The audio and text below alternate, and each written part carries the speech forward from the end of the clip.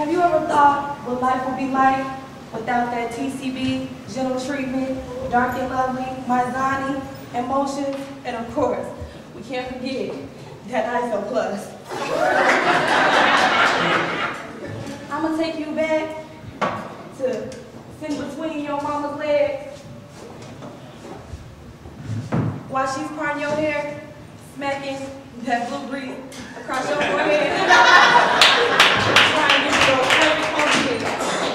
I'm gonna take you back even further to sitting in your kitchen, wait for your mama to hot comb your hair, hoping she doesn't burn the tips of your ears.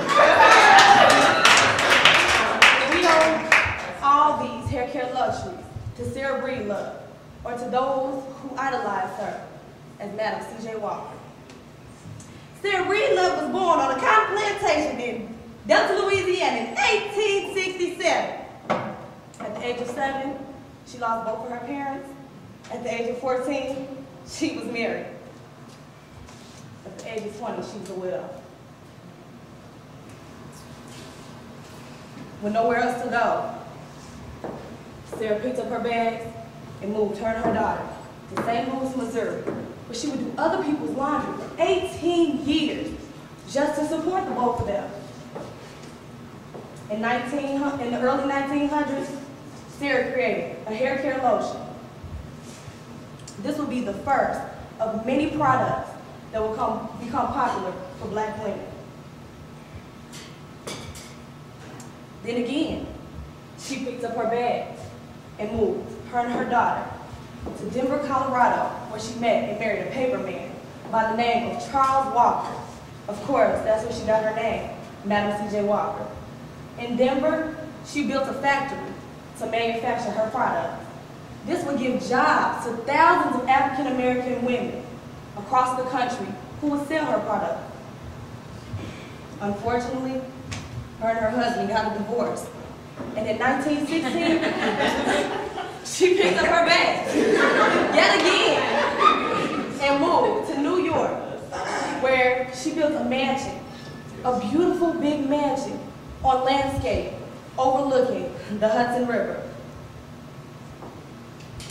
When she died at age 51, she was a millionaire and the richest African-American woman in America. She left generous sums of money to colleges and organizations such as the NAACP. So, ladies, who's next? When you sit in the shop, waiting all day long to get your hair done, but when it's finished and it's fried, dyed, and laid to the side, you owe all to Madam C.J. Walker.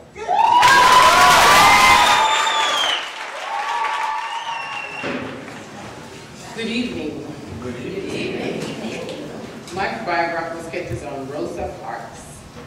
Rosa Parks was a civil rights activist. On December 1st, 1955, Rosa Parks set off one of the most famous actions of the civil rights movement when she refused to give up her seat on a bus to a white woman and triggered the famous Montgomery bus boycott.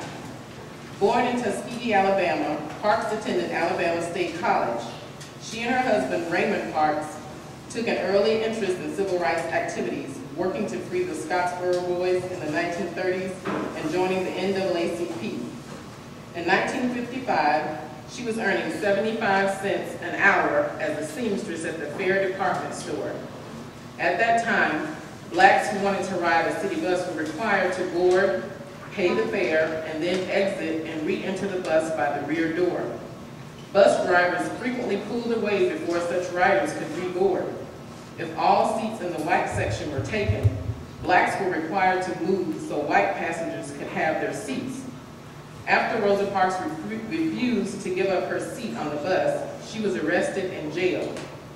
Her mother called E.D. Nixon, the local NAACP head, who arranged to have Parks released. The NAACP had been hoping to test the bus segregation laws in court, but needed a defendant of impeccable reputation who could stand up to any attempted intimidation.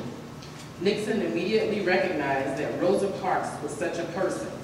The boycott lasted 381 days and ended only when the U.S. Supreme Court ruled segregation on city buses was unconstitutional. Rosa Parks lost her job because of her actions, but was hired as a staff assistant to Congressman John Conyers of Detroit. She is known as the mother of the civil rights movement. And I'd like to make a comment about everyone has a purpose and call in their lives that only they can fulfill. And I want to thank Rosa Parks for fulfilling her call. Thank you. And now, to conclude this portion, dealing with our past, we're going to invite Dr. President, American Board Bethune, Ms. Karen Patton Margaret. Well, we come to the end of the list for people we're acknowledging from the past, but she's not the least, believe me. We are, as Mrs. Barfoot said, we are just acknowledging the tip of the iceberg. There are thousands of other people we couldn't acknowledge today because of constraints of time. I bring forth to you the biographical sketch of Mary McLeod Bethune. She was the first African American woman to head a federal office. I start with a quote from her. "Invest in the human soul. Who knows, it may be a diamond in the rough." Mary McLeod Bethune, born to former slaves a decade after the end of the Civil War, devoted her life to ensuring the right to education and freedom from discrimination for Black Americans. Bethune believed that through education, blacks could begin to earn a living in a country that still opposed racial equality. Bethune worked tirelessly until her death and would not rest while there was a single Negro boy or girl without a chance to prove his worth. Mary Jane McLeod was born on July 10, 1875 in Maysville, South Carolina. Fortunate in that she was able to gain a formal education, Bethune had originally hoped to become a missionary in Africa. However, she realized that Africans in America needed Christ and school just as much as Negroes in Africa. "My life work lay not in Africa but in my own country." She first taught school in Georgia and later in South Carolina, Florida, and Illinois. As a young teacher in Chicago, she visited prisoners in jail, giving them inspiration through song. She worked at the Pacific Garden Mission, serving lunch to the homeless, and counseled the residents of Chicago's slums. In Florida, she organized the Sunday school program and sang to prisoners.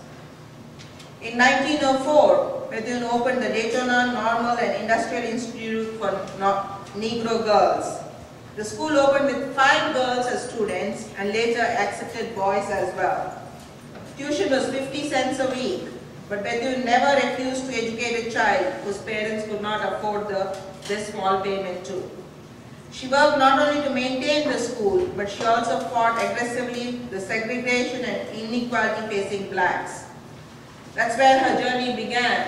Coming to the end, she served as director of the National Youth Administration's Division of Negro Affairs in 1936, as vice president of the NAACP in 1940, and served on President Truman's Committee of 12 for National Defense in 1951.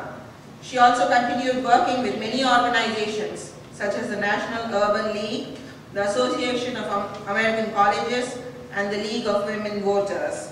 She worked under Presidents Calvin Coolidge, Herbert Hoover, and Theodore Roosevelt on child welfare, housing, employment, and education.